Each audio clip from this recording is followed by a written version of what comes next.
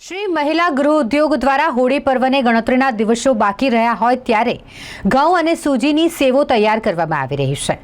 હોળી ફક્ત રંગ અને આનંદનો તહેવાર નથી, પરંતુ અલગ અલગ વાનગીઓનો પણ તહેવાર છે, મીઠાશનો તહેવાર છે।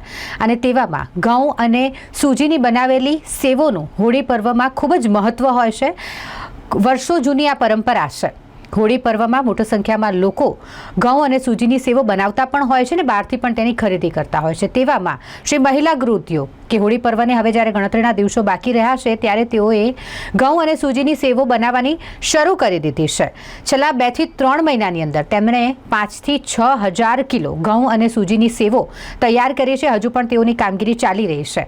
આજે શ્રી મહિલા ગૃહ ઉદ્યોગ છે તેના થકી 10 થી 12 મહિલાઓને રોજગાર મળી રહેશે।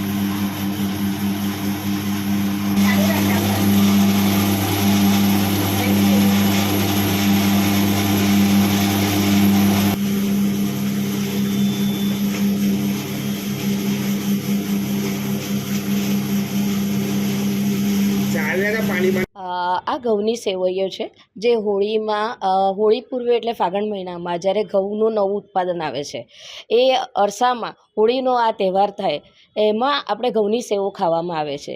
આજે આપણી ઘઉંની વિશિષ્ટતા એ છે કે આખી છૂટી ઉતરતી હોવાથી એને વધારે બજારમાં ડિમાન્ડ છે। આજે 3-4 મહિનામાં આપણે એનું ઉત્પાદન ચાલુ કરીએ છીએ અને 10 થી 12 મહિલાઓને લઈને આ શ્રી મહિલા ગૃહ ઉદ્યોગ તરીકે માંજલપુર વડોદરા ખાતે આપણે 5 થી 6,000 કિલોનું ઉત્પાદન કરીએ છીએ।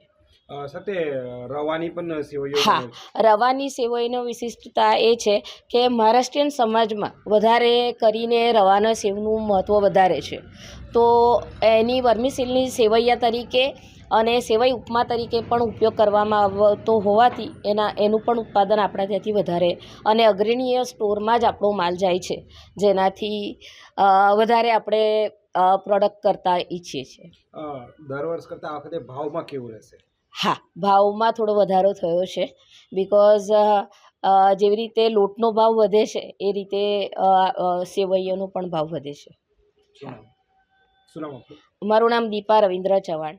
કે જ્યારે ઘરની મહિલા બહાર હોય ને ત્યારે ઘરના પુરુષોનો સાથ હોય ને ત્યારે જ એ મહિલા આગળ જાય। એ જ રીતે કહેવામાં આવે છે મહિલા સશક્તિકરણ, કે હરેક પુરુષની પાછળ મહિલાઓનો હાથ છે, એવી રીતે આજે મારા ઘરના સભ્યોનો પણ હાથ મારી પાછળ હોવાથી હું મારા આ સેવના પ્રોડક્ટને વધારે ને વધારે હું બહાર આપી શકી છું।